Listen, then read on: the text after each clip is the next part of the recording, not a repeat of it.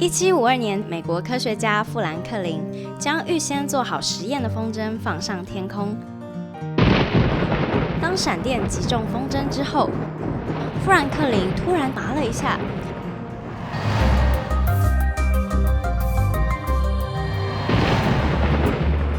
放电现象是一种自然现象，像闪电就是在高密度空气当中的放电现象。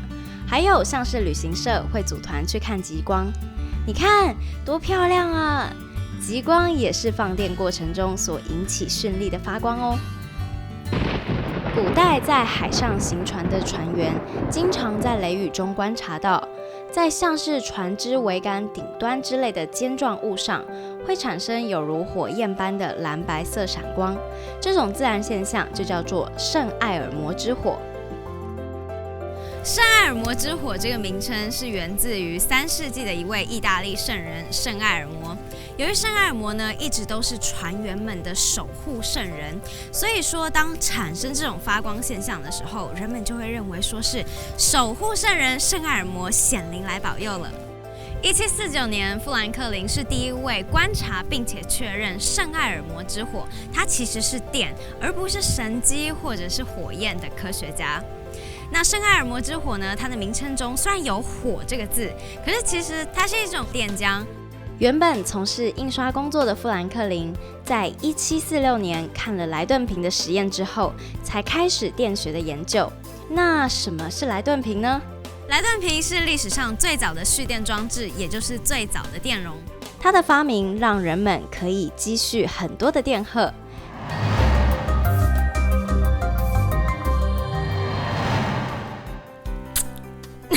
有没有被我电到呢？日常生活中啊，我们说有些人很会放电，其实呢，只是一种心理感受。那像这个打火机呢，它则是利用另外一种叫做压电晶体来产生高压电，让电荷呢是透过空气放电所产生的电弧，经过它而被点燃的哦。瓦斯炉的点火器让电流流过尖针和炉心之间的空气，产生火花，就把火点起来了。像我手上这个电蚊拍呢，它也可以产生高压电哦。电蚊拍呢是通过一个升压电路来让2片金属网之间的电压升高，并且呢它会储存在电容器当中。那当蚊子接触到电蚊拍的时候呢，蚊子就成了这个导体，电蚊拍就会放电，电流瞬间就流过蚊子的身体，产生了火花，最后蚊子就这样子一命呜呼啦。在当今雾霾危害人体的氛围底下 ，PM2.5 已经是每个人最关心的问题了。静电除尘是清除气体中尘埃的一种方法，它的原理简单来说，就是让垃圾的灰尘带电，是给粉尘粒子某些电荷量，然后利用外加电场将这种带电粒子吸引至电极板而补给。将城市的夜晚装点得绚丽多彩的霓虹灯，则是利用放电的过程来激发霓虹灯管中的氖气，进而发光的哦。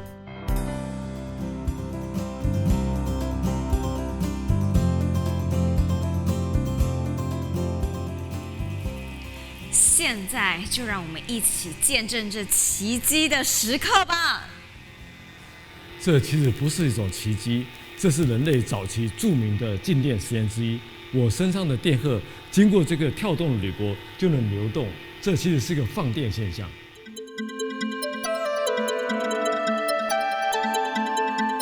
教授，那到底放电现象是什么呢？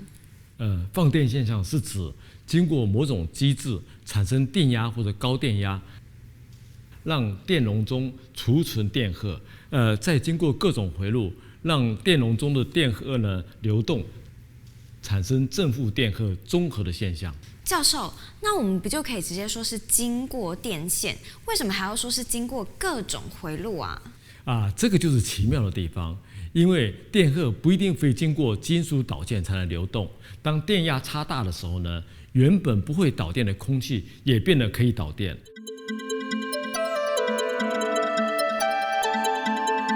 自自然界的打雷跟闪电是因为大量累积电荷而造成很大的电压差，于是空气被瞬间导通而造成的。那有没有什么人为的办法也可以形成这么大的电压差呢？其实科学家有很多办法可以形成很大的电压差。那我们在这里呢，介绍一个叫做冲击变压器的仪器。那你看，这是一个10000伏特的交流电源，这两个呢是耐高压的二极体那这个10000伏特的交流电源呢，经过这二极体整流之后呢，就可以平行的慢慢的把这些电容都充电。那这些呢，就是高达200万欧姆的高电阻。当它这个电压高到一个程度的时候呢，这些间隙呢，它本来是空气是不导电的，忽然间就变成导电了。那导电之后呢，就相当于把这些已经平行充电的电容呢串联起来。所以当这个串联的电容放电的时候呢，它的电压差就变得非常大。所以刚才看到这边有一个闪电，就是这样造成的。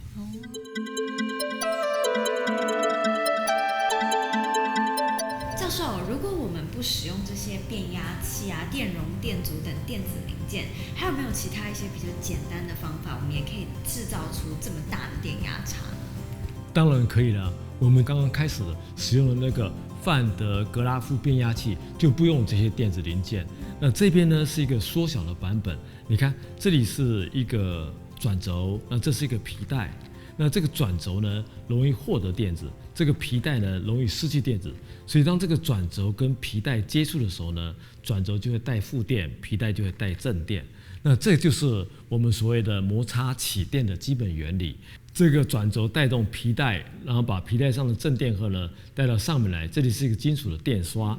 那我们把这个金属壳呢罩上去之后呢，这个根据我们的电磁学基本原理，凡是进入金属球壳里面的电荷都会跑到表面上来，所以皮带带到这个金属球壳里面的正电荷呢，都会不断的跑到这个金属球壳的外面来，而且越来累积越多。这其实就是范德格拉夫变压器能够产生高压电的原因。那我们可以看出来吗？心怡，你用这个小小的磁铁呢，把这个卫生纸条呢，固定在这个金属壳上，然后呢，紧接下来我就用一个小小的铝片呢，放到这下面，让把我身上的正电荷，因为受到这个转轴的吸引力呢，让它跳到这个皮带上来。甚至我可以用自己的手指头在这边，这手指头呢也可以导电。那我身上的正电呢，因为受到这个转轴的负电的吸引，跳到这个皮带上来。那甚至我也可以用 LED 灯或是奶灯，我们可以看到，果真这个有电荷经过这个 LED 灯跟奶灯，然后再跳到这个皮带上来。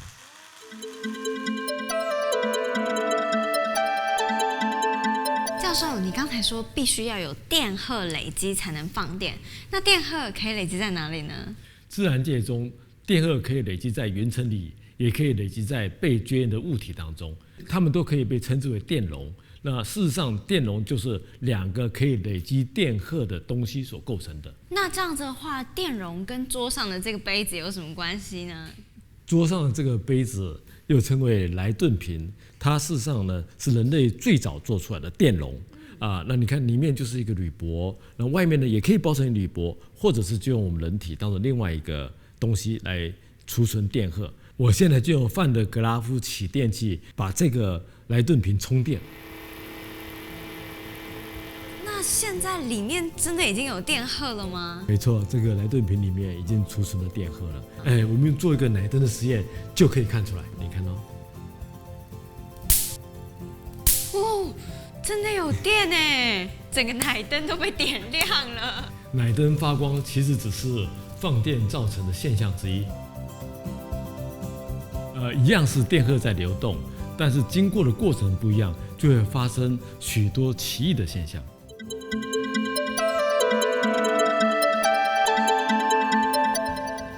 放在范德格拉夫起电器上方的铝箔，因为带有与高压电相同的电荷，受到刺激而飞走了，引起电流流动，也是一种放电现象哦。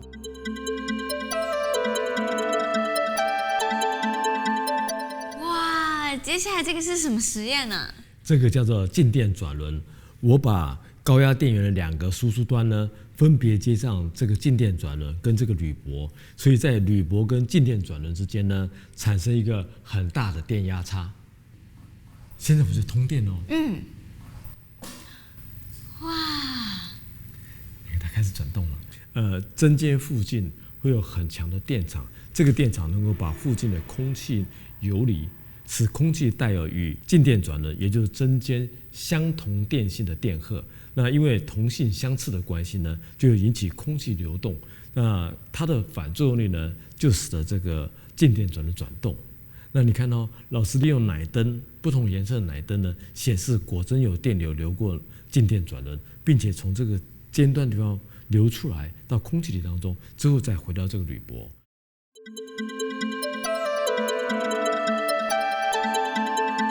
教授，这不是原子笔跟免洗杯的组合吗？那这到底是什么实验啊？我就是用日常生活用品呢做一个古老的富兰克林轮。那你看到我用一个 PVC 管跟这个羊毛尼龙混纺的布摩擦的时候呢，使 PVC 管上带负电。那这个负电呢就会经过这里，然后再经过这个电线到这个电极，然后再传到这个富兰克林轮，也就是这个塑胶杯上的铝箔上，使得铝箔呢带有电性与这个电极相同的电荷，所以这个富兰克林轮就转动起来。然后这个电流呢继续流动的时候呢，又让这个富兰克林轮也转动，然后呢再流过这个回路，再回到原来的地方。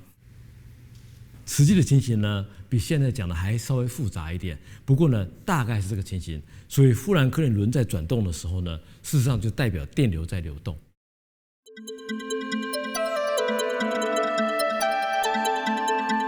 我用这个又做一个富兰克林钟。那这个中间的拉环呢，因为受了这个带正电的铝罐的吸引呢，它跑到这边来，撞到铝罐之后，它同样也带有正电荷。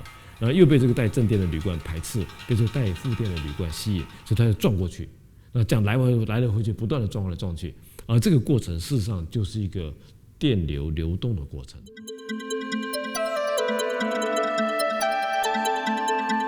教授，原来这个电荷流动的过程还真是五花八门，它也不是一定要经过金属导线哎。对，在这个五花八门的电荷流动的过程呢，在有些时候还真有它应用的价值呢。那紧接下来呢，我要介绍一个叫做离子推进器，它也是利用电荷流动造成推力。那你看到这是一个背压电路，那我这边有一个15000伏特的交流电源，那经过这个背压电路呢，会变成一个近乎直流的30000伏特的直流电源。然后呢，这边是一个我们所谓叫做离子推进器，上面有很细的细丝，那下面是铝箔。那这个细丝呢，我给它加了30000伏特的正电，然后导通之后呢，细丝会把空气解离成离子，然后受到电场的作用呢，就向下流动，那就好像船桨在水里面滑，所以它呢，整个离子推进器就飞起来了。我们先看看哈。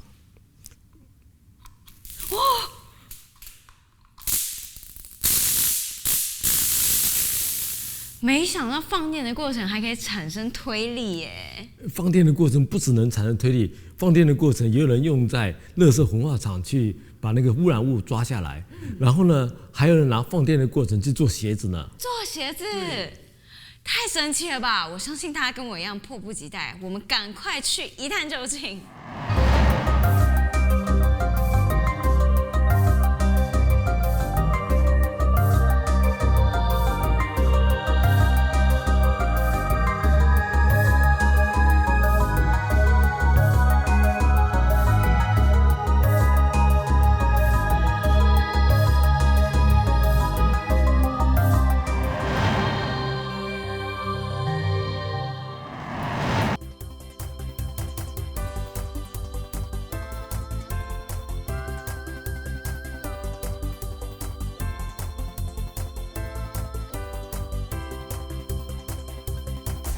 哇，这里真的是有各式各样的鞋子呢。不过啊，我们今天可不是来 shopping 的哦，今天可是要先卖个关子，等一下谜底就要揭晓喽。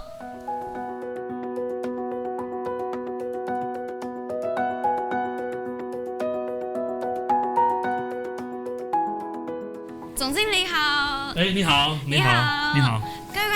有，这位就是我们大气电浆公司的张家强总经理。你好。那今天呢，我要先代表观众问您一个问题啦。一刚开始，其实听到大气电浆这个公司名字，很难想象它跟制鞋产业有所关联。那张总就麻烦帮我们解释一下啦。好的，这是我的荣幸。那我这边秀一下，我刚好旁边有一个鞋子。那因为鞋子它是用很多材料组合起来的哈。对。那像这不同材料之间，他们是用胶水，传统上是用强力胶来贴。是。那你知道强力胶对环境很不好。对。那我们就是可以用电浆，因为这个是材料经过电浆处理之后，它就会这样分不开了。那这就是我们在这边的一个主要的应用。所以就是用电浆来取代以往早期的那种胶水。对，就用电跟气就可以来取代胶水，而且拉力还比以前的胶水更好。这个拉力你要不要试试看呢？好啊。哇，真的是拉不开耶，而且就不会有任何胶的问题耶。好，那我们现在就一起来看看这个神奇的技术吧。OK， 我带你去看。好，这边我秀给你看哈。那这个就是我们的电浆设备。是。那大自然界就暗示我们做这个东西了，像比方南极跟北极都会有叫极光。对。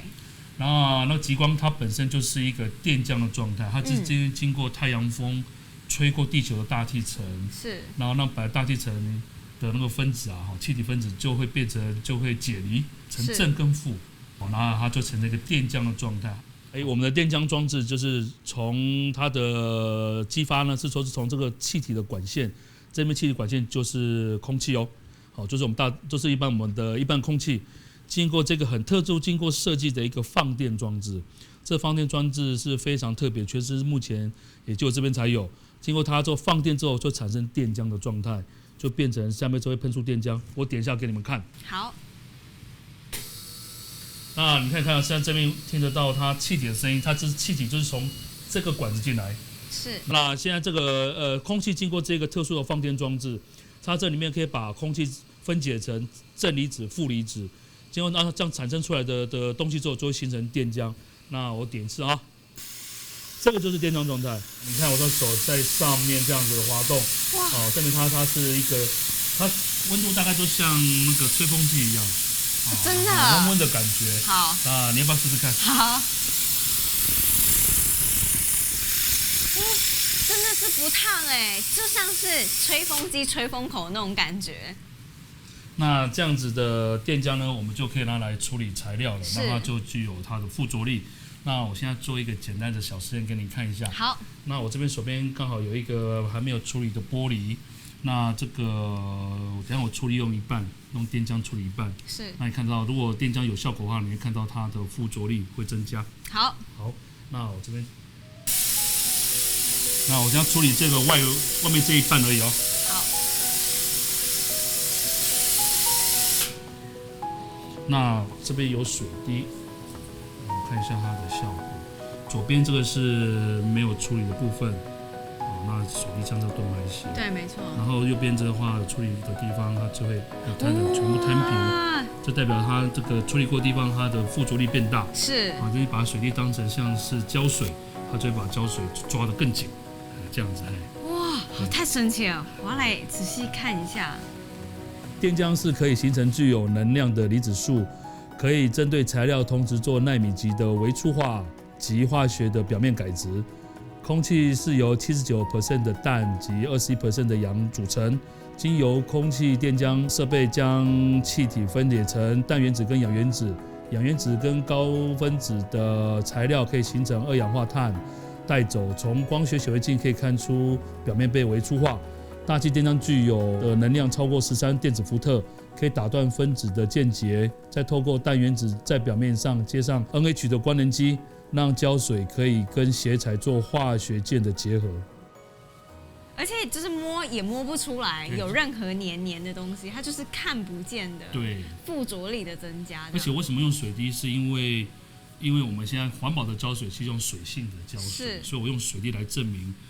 因为环保的胶水是水性嘛，所以它刚好对有水性的东西附着力更好。你知道水性的东西都比较环保。那相对于传统产业的制程的话，我们现在有这个技术可以减少哪一些流程呢？问得非常好。那这是一个鞋子材料，那鞋子材料一般来讲，每一边材料它都需要传统上要经过打出、水洗、烘干、上胶、烘干。另外一边材料也是一样，这样一边就要5个步骤，总共就4个步骤。那但是我们先刚刚看一下，我们刚刚讲到一边仔细讲这个步骤就结束了，就是叫做空气的电浆扫过之后。就刚刚全一边5个步骤不见了。对，我想在成本上面大家就可以感觉出来，它就更有效率，没错，就更有效率这样子。而且耗材又只有空气，对，又环保又节省成本，重点性能又变更好。对啊，这样子，所以我想说这部分就是我们这个新的科技呢，帮助传统产业的地方。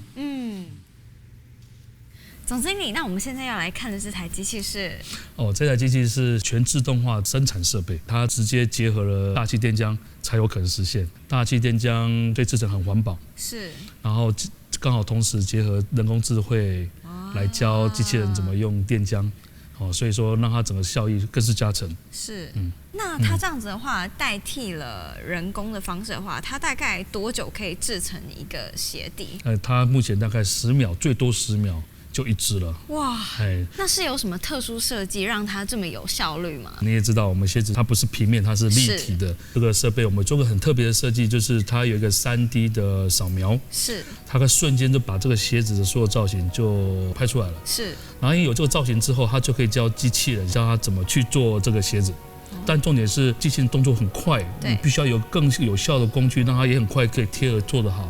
刚好大气电浆符合这个要求，因为它的效率很高，所以这是为什么说那个鞋子可以这样子一个高效率的、快速的辨识完这个3D 的造型，然后又可以快速的让机器人动作，因为可以动作很快嘛。可是你不只要快，还要能够处理的速度也要够快，没错。马上比方说很快就做完成了，所以刚好大气电浆就是这个特色。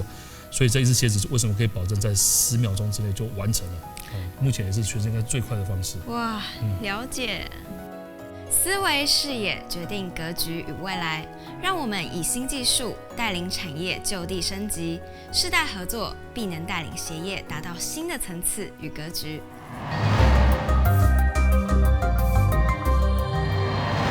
仿生技术的应用和电浆逆踪是未来隐形技术的研究方向之一。所谓电浆逆踪的构想，是在飞机前方的强散射区安装电浆发射器，利用控制电浆的离子浓度，达到吸收雷达波和折射的效果。巨说龙不但不是鳄鱼或是蟒蛇，它更不是一个真正的生物，而是先民在看到闪电之后所想象出来的生物哦。神话里龙生9子，子子不同，而在科学上呢，闪电其实是一种放电现象。随着科技的进步，放电现象发展出许多有用的技术，像是冶金制作、除尘，甚至是太空探索等等，都为近代文明带来了贡献。生活充满科学，科学实践生活，超理想进化论为你串起过去、现在与未来的科学方程式。我们下次再见啦，拜拜。